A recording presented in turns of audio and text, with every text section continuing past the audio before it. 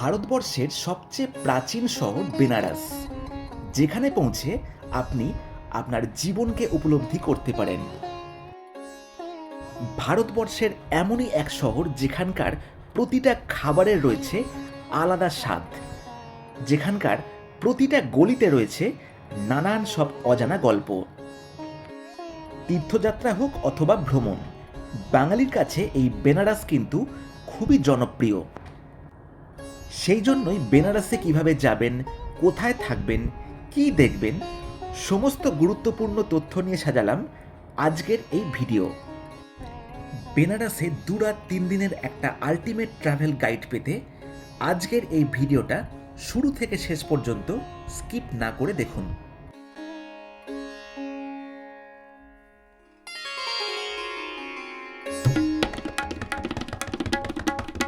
কলকাতা থেকে সহজে পৌঁছানো যায় বাবা বিশ্বনাথের শহর বেনারস। হাওড়া থেকে প্রতিদিন চলে অমৃতসর মেল, বিভূতি এক্সপ্রেস, দুন এক্সপ্রেসের মতন বেশ কিছু ট্রেন, যেই ট্রেনগুলিতে সন্ধেবেলা উঠলে পরের দিন সকালে পৌঁছে যাবেন বারাণসী জাংশন। এছাড়াও কলকাতা স্টেশন থেকে প্রতি বৃহস্পতিবার রাত 10:45 নাগাদ ছাড়ে শব্দভেদী এক্সপ্রেস, যেই ট্রেন বারাণসী জাংশন পৌঁছে দেবে পরের দিন সকাল 10টায়। সরাসরি বেনারস যাওয়ার ট্রেনের টিকিট না পেলে যে কোনো ট্রেনে চলে আসুন পণ্ডিত দীনদয়াল উপাধ্যায় জাংশন। এখান থেকে অটোতে মাত্র 8 ঘন্টায় পৌঁছতে পারেন বেনারস, যার ভাড়া পড়বে জনপ্রতি 50 টাকা।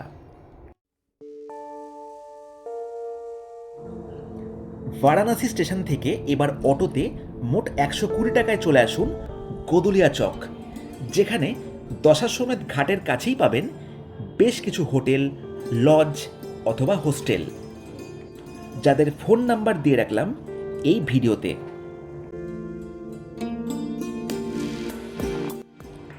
এই দিন হোটেলে এসে ফ্রেশ হয়ে দুপুরের দিকে দর্শন করে ফেলুন শ্রী কাশী বিশ্বনাথ মন্দির, যেই মন্দির দর্শনার্থীদের জন্য ভোর থেকে রাত 11টা পর্যন্ত খোলা থাকে। দর্শন করার পর দশাশ্বমেধ ঘাটের পাশেই বেশ কিছু খাবারের হোটেল পাবেন, যেখান থেকে লাঞ্চটা সেরে ফেলতে পারেন। তো বন্ধুরা, পুজো দেওয়ার পর আমরা চলে আসলাম এই দশাশ্বমেধ ঘাটের সামনে। এখানে দেখুন নতুন রকম করে ডেকোরেশন কিন্তু করা হয়েছে। এখানটা আমার চারিপাশে দেখতে পাচ্ছেন নতুন একটা ডেকোরেশন। দেখুন আনন্দম রেস্টুরেন্ট কিন্তু আছে, আর এখানে উদুপি টু মুম্বাই, এটা হচ্ছে ভেজ রেস্টুরেন্ট কিন্তু একটা আছে, ঠিক আছে। আর তার পাশে কিন্তু একটা ফুড কোর্ট আছে, চাইলে আপনারা এখানে খেতেই পারেন, ঠিক আছে। এই দেখুন দশাশ্বমেধ ভবন, এই হচ্ছে সুন্দর একটা ডেকোরেশন দেখতে পাচ্ছেন, আর পাশেই দেখতে পাচ্ছেন ঘাট। আর মোট কথা, বেনারসে আসলে আপনার খাবার অভাব হবে না। এখানকার বিখ্যাত কাশী চাট ভাণ্ডারের চাট, রাম ভাণ্ডারের কচুরি আপনার মন ভরিয়ে তুলবে।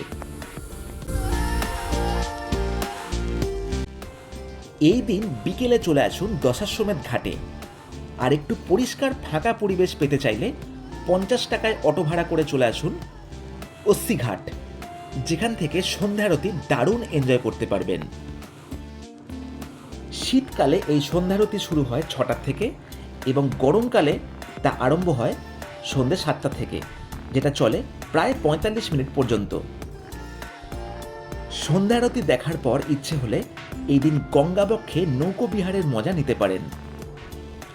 ছোট শেয়ারিং বোট হলে মাথা পিছু পড়বে 150 টাকা এবং বড় বোট হলে পড়বে মাথা পিছু 300 টাকা করে। বরুণা এবং ওসি, এই 2 নদীর মাঝে গড়ে উঠেছে প্রাচীন শহর বারাণসী, যেখানে ঘুরে দেখার মতন আছে বেশ কিছু জায়গা।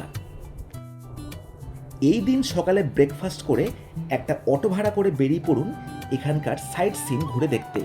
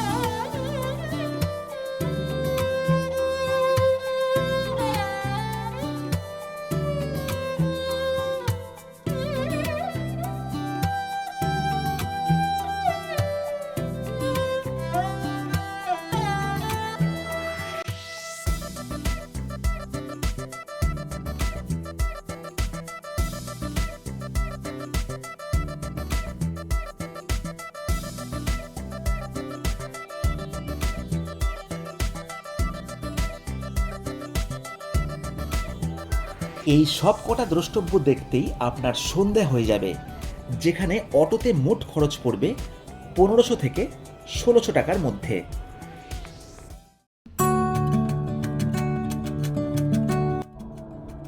এই দিন সকালটা ফ্রি রাখতে পারেন অথবা নিজের মতন ঘুরে দেখতে পারেন বারাণসীর নানান অলিগলি।